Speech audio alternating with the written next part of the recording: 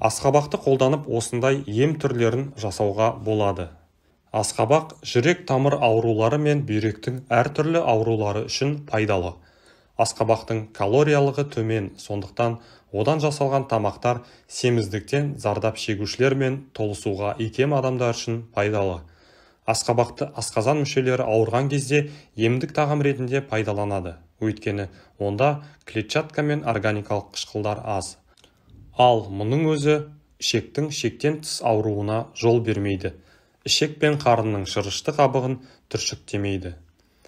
Бөртпеге, безеуге, экземаға қабыну процестеріне, күйік пен үсікке қарсы асқабақты былай қолдансаңыз болады. Бөртпеге, безеуге, экземаға қабыну процестеріне, күйік пен үсікке қарсы асқабақты былай қолданса болады.